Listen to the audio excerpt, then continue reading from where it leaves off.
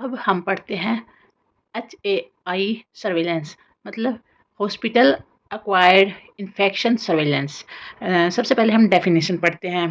Definition के अंदर क्या है, सर्विलेंस का मतलब क्या है, हॉस्पिटल में होने वाले इन्फेक्शन की लगातार मॉनिटरिंग करना, डाटा कलेक्शन करना और एनालिसिस करना, ताकि इन्फेक्शन को रोका जा सके और कंट्रोल किया जा सके।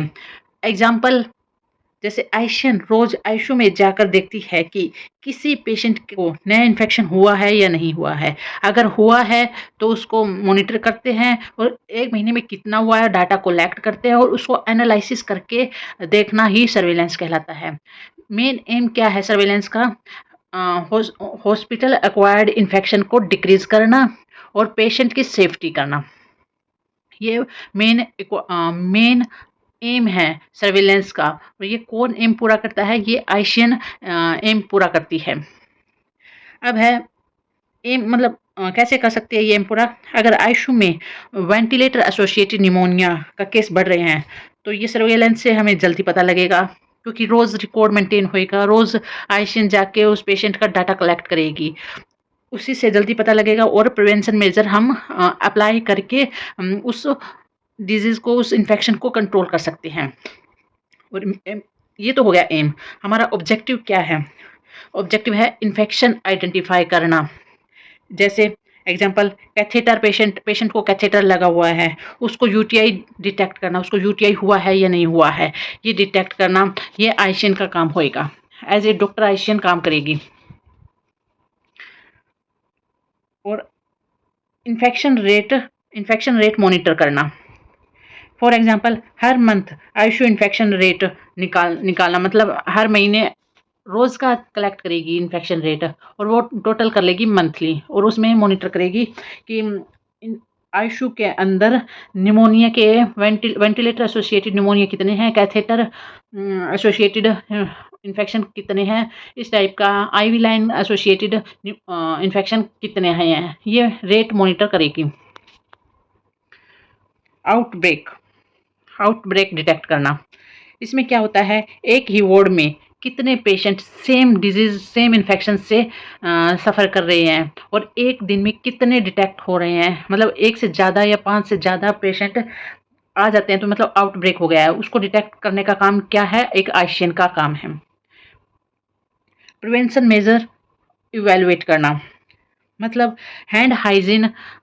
एग्जांपल लेते हैं, अगर हैंड हाइजीन का काम चलाया, सभी को नॉलेज दी गई, सभी को प्रोसीजर बताया गया, सभी को डॉक्टर्स को, नर्सेज को, वार्ड बॉयज़ को, सभी को हैंड हाइजीन का मेथड स्टेप्स बताए गए, उसके बाद इवेलुएट करना कि हैंड हाइजीन अप्लाई होने के बाद कि तुमने पेशेंट पे अप्लाई किया है और उससे कितना हमें बेनिफिट हुआ है, ये किस में आता है, प्रिवेंशन मेजर इवेलुएट में। ये भी हमारा एक ऑब्जेक्टिव है। स्टाफ फीडबैक, और इसमें स्टाफ फीडबैक में क्या आता है,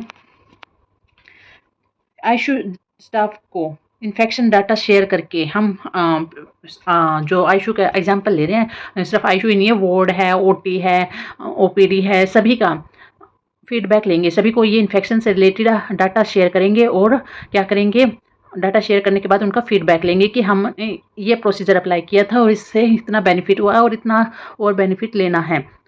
इससे HAI प्रिवेंट किया जा सकता है।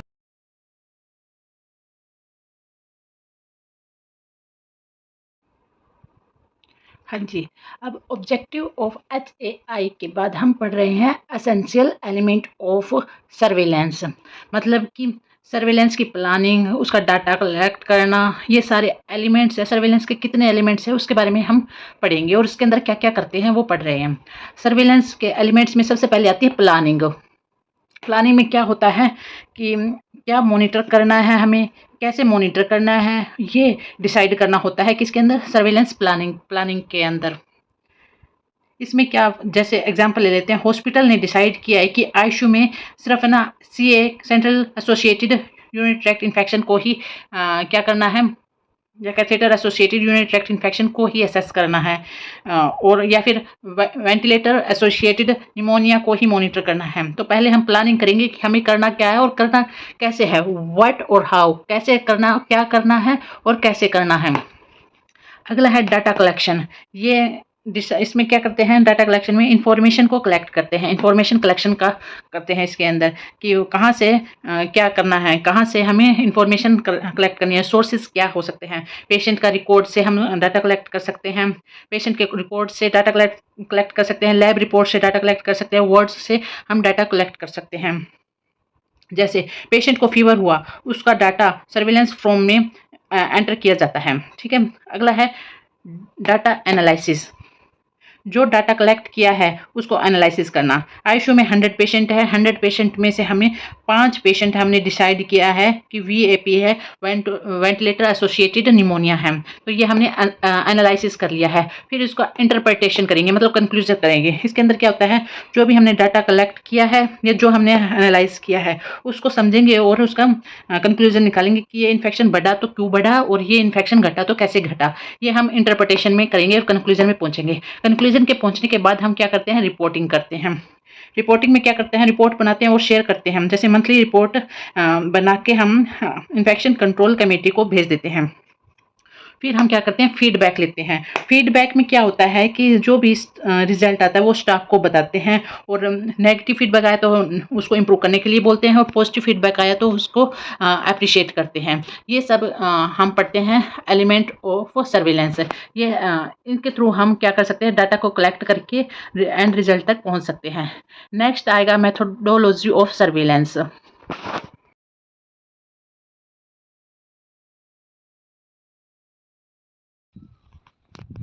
हाँ जी, अब हम पढ़ रहे हैं hospital acquired infection surveillance methodology. इसके डिफरेंट टाइप के मेथड है जिसके थ्रू हम रिपोर्ट कलेक्ट कर सकते हैं, और जिससे हम फाइंड आउट कर सकते हैं कि इन्फेक्शन पीक पे है या इन्फेक्शन कंट्रोल हुआ है। इसमें आईसीएन क्या करती है, अगर आईसीएन खुद वार्ड ओटी आईसीयू जाके खुद रिपोर्ट कलेक्ट करती है तो उसे हम एक्टिव सर्विलेंस कह सकते हैं। इसमें एग्जांपल ले लेते हैं, अगर आईसीएन गई है आईसीयू के अंदर राउंड लेने और उसने वहाँ पे पाया है वीएपी, वेंटिलेटर एसोसिएटेड निमोनिया के केस पाया है, तो ये क्या है, एक्टिव सर्विलेंस हुआ। अगला है पैसिव सर्विलेंस। इसके अंदर वो स्टाफ की हेल्प लेते हैं, स्टाफ उसको क्या करता है, रिपोर्ट देता है कि हमारे आज इतने केस वेंटिलेटर एसोसिएटेड गए हैं, इतने केस हमारे पास कैथेटर एसोसिएटेड यूरिनरी ट्रैक्ट के इन्फेक्शन के केस आए हैं। अगला है लेबोरेटरी बेस्ड सर्विलेंस। इसके अंदर क्या होता है, जो ब्लड रिपोर्ट हो गया, यूरिनरी रिपोर्ट हो गई, उसके बेस पे हम ऐसा सर्वे कर सकते हैं। जैसे अगर ब्लड रिपोर्ट पॉजिटिव आती है तो सर्वेलेंस हम क्या कर सकते हैं, सर्वे के थ्रू हम एजुकेट कर सकते हैं, कारण फाइंड आउट कर सकते हैं, और उसको वहीं पे चेन को ब्रेक कर सकते हैं। Ward liaison surveillance. Ward liaison surveillance में क्या होता है, वार्ड और आईसीएन दोनों एक्टिवली टीम वर्क करके सर्वेलेंस को क्या कर सकती है, इफेक्टिव बना सकती है। इसमें आईसीयू में ICN daily infection data share करेगी, और वो आईसीयू के जो स्टाफ है वो भी उनको एक्टिवली सपोर्ट करेंगे। ये किसके अंदर आएगा, वार्ड लीजन सर्विलेंस। इसका मतलब है, लीजन का मतलब होता है ग्रुप, ग्रुप में मतलब आईसीएन मिलकर और वार्ड के स्टाफ मिलकर, दोनों मिलकर एक्टिवली रोल प्ले करेंगे। Prospective surveillance, real time monitoring. इसमें क्या होता है, जैसे एग्जांपल लेते हैं, सर्जरी के बाद पेशेंट को डेली फॉलोअप के लिए बुलाएंगे, और उससे अगर कहीं पे भी कोई इन्फेक्शन पस दिखता है तो वो किसके अंदर आते हैं, प्रोस्पेक्टिव सर्विलेंस के अंदर आते हैं। मतलब फॉलोअप के ड्यूरिंग अगर इन्फेक्शन नहीं हुआ तो पॉजिटिव गुड है, अगर इन्फेक्शन या पस हो रखा है तो मतलब उसने किसी न किसी प्रकार का इन्फेक्शन हो चुका है। तो ये किसके अंदर आएंगे, प्रोस्पेक्टिव सर्विलेंस, मतलब रियल टाइम मॉनिटर, या फिर हम कह देंगे पेशेंट को फॉलोअप के लिए बुलाएंगे और उसमें एसेस करेंगे पेशेंट की कंडीशन को। अगला है रेट्रोस्पेक्टिव सर्विलेंस, मतलब ओल्ड रिकॉर्ड रिव्यू।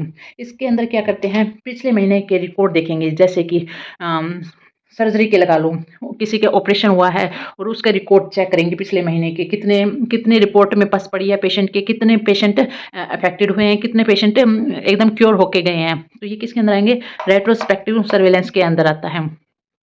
अगला है प्रायोरिटी ओरिएंटेड सर्विलेंस। इसमें हाई रिस्क एरिया को पहले असेस करेंगे और बाद में लो रिस्की एरिया पे जाएँगे। जैसे हाई रिस्क के अंदर लगा लो, ओटी लगा लो, आईसीयू लगा लो, इमरजेंसी लगा लो। इसमें अगर प्रायोरिटी बेस पे हम इसका डेली सर्वे करेंगे तो क्या करेंगे, एचएआई को कंट्रोल कर सकते हैं, एचएआई के चेन को ब्रेक कर सकते हैं। इससे हम हॉस्पिटल को इन्फेक्शन को पूरी तरह से कंट्रोल किया जा सकता है। और वार्ड में रेयर जाके क्या कर सकते हैं हम, 1-2 दिन में राउंड ले सकते हैं। पर है ना, प्रायोरिटी ओरिएंटेड अगर सर्विलेंस करेंगे तो हम जल्दी इफेक्टिव रिजल्ट, पॉजिटिव रिजल्ट ला सकते हैं।